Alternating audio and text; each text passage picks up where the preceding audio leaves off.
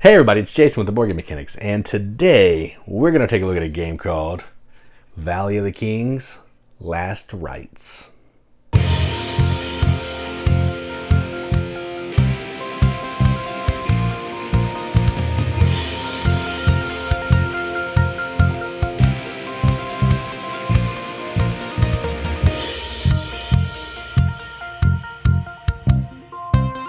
Valley of the Kings: Last Rites is the third in the series of the Valley of the Kings games. I don't know the names of the first two because I don't have those, but I do have this one. And this is designed by Tom Cleaver, published by AEG, plays 1 to 4 players, and what's the box say? 45 minutes, probably true. It takes a little minute to get through the deck. And effectively what you're doing in this is it's a deck builder game, so you're using terrible cards in your hand to acquire better cards in your hand. But the difference with this one is you're only going to score points from removing cards from your deck to put them in your tomb. Every card has some kind of point value and they're going to score in a different way. And you're trying to manage your hand of being able to use the cards to play or putting them in your tomb. When they're in your tomb, they're out of the game forever and they're just going to be scored for points. So that's a little bit different take on deck building, and you get the cards from a pyramid, which is pretty cool. So that's enough talking. Let's go on the table. Check it out. All right, so here's a game of Valley of the Kings: Last Rites, all set up for 2 players. So to set up, you're going to give each player one of these cards. I just have one out here to share because we don't need to have 2. And each player is going to get 10 starting cards. They're going to get a Medjay or Medjay. They will get 2, 3 embalmers, 1, 4 menials, and 2 kites. All right, so every player is going to have that same starting hand or cards. And then they're going to shuffle their cards and they will draw 5. So I made a mess, so let me fix this. All right, so we'll shuffle, then they'll draw 5. I'm not going to do that yet, but we'll draw 5. Each player will also get a tomb card. We're going to take the cards and we're going to shuffle. We're going to separate by the bottom here. There's 2 and 3. You're going to shuffle the 3s, put them on the bottom. Shuffle the 2s, put them on top of the 3. Flip one face up into the boneyard, which is the discard pile, and then stack a pyramid up right here like I've done. 3 on the bottom, 2 above that, 1 at the top. All right, then we're ready to go. So the way the game works is on your turn, you're going to play all of your cards, and you're going to have a certain number of actions you can do. You can buy cards from the pyramid, you can use the action on the card, and you can entomb a card once per turn. The only way you're going to score points in this game is by putting cards in your tomb. All right, so each card is going to have a point value. Starter cards have 1 victory point.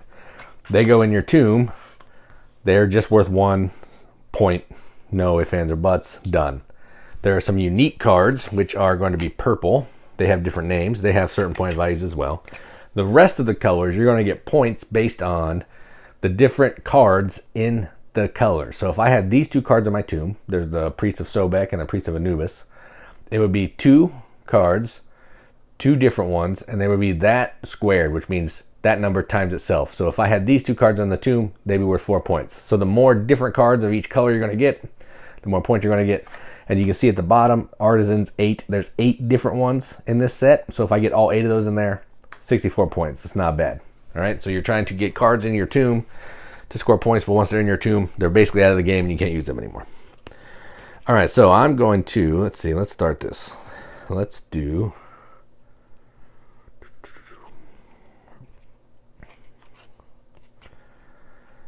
I'm going to buy a card. So let's do,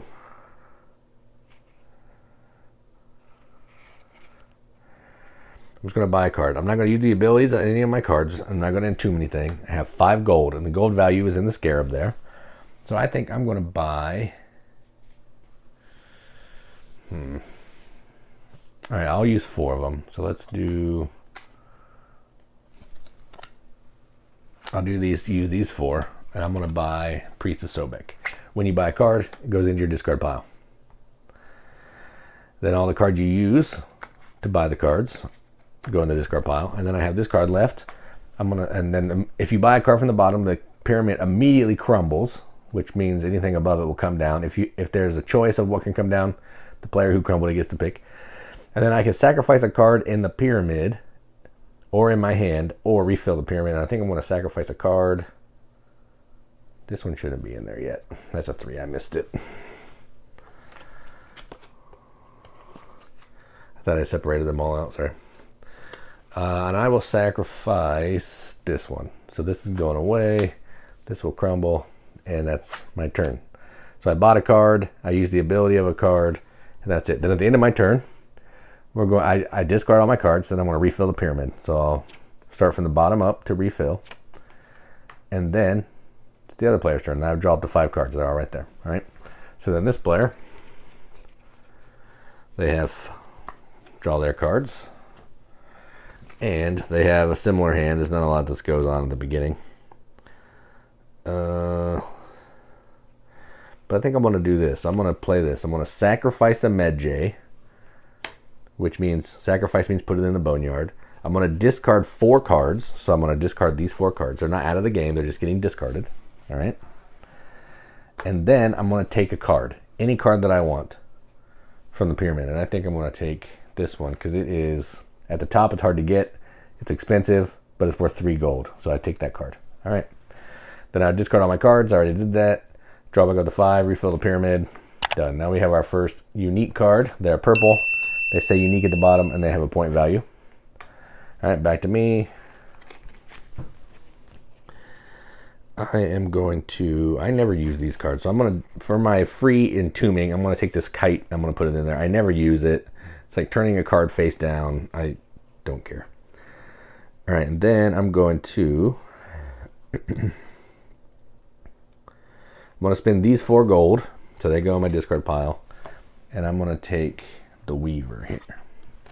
It immediately crumbles. Immediately crumbles. Then I discard all my cards. Refill the pyramid. I have to draw back up to 5. I don't have any cards in my draw pile, so I have to shuffle.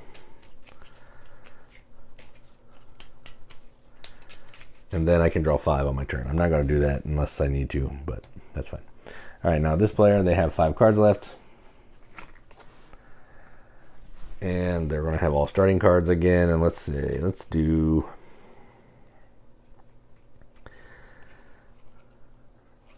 They're going to play this card because they want to buy a card from anywhere in the pyramid, and they're going to buy this unique card for 4 gold. So they buy that, it goes in the discard pile, this slides down, done. All right, back to me. I draw 5.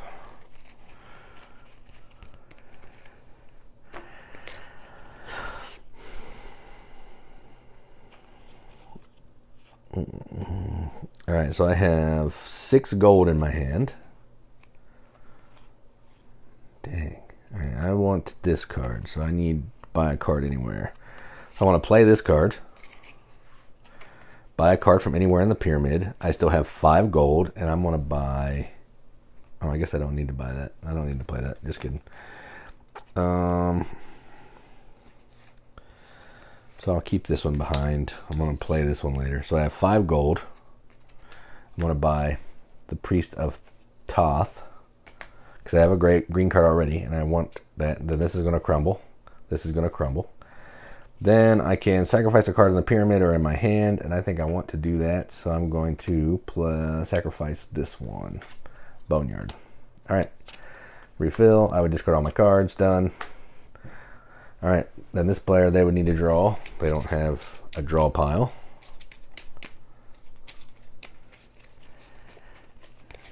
All right. So they have all starter cards again, and I think I'd like to buy a good card. So I think they're going to spend all 5, and they're going to buy the Priestess of Mat. I'm probably saying those words wrong, but that's fine. Then again, this would immediately crumble, discard all the cards, refill. Back to this player, 5 cards, 1, 2, 3, 4, 5. All right, let's see.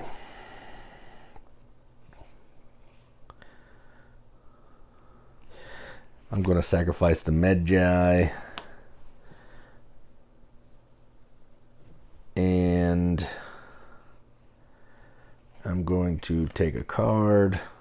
Discard 4 cards. That's the rest of my cards. I'm going to take any card that I want. And I want to take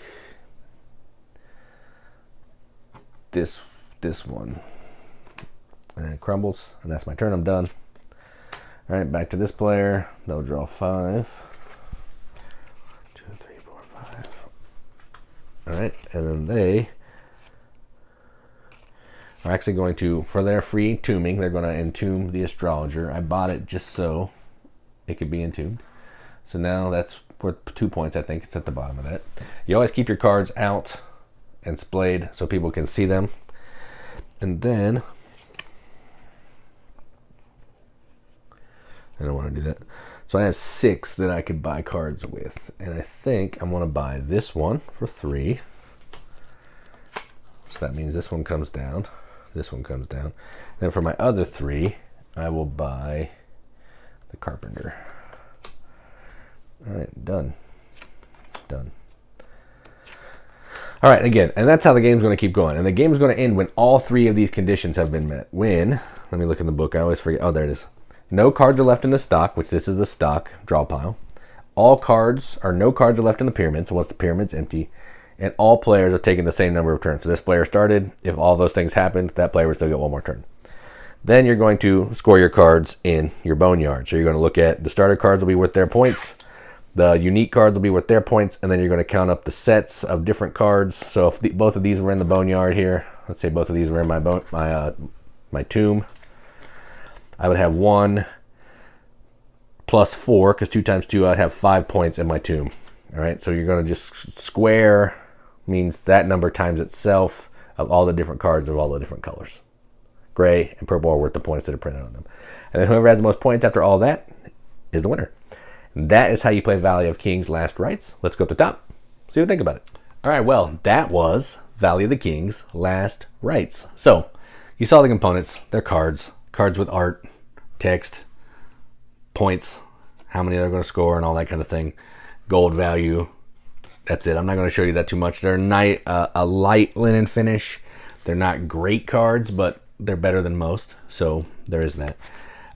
So yeah, rule book. I play solo as well. The solo game is cool. I've played that a lot actually.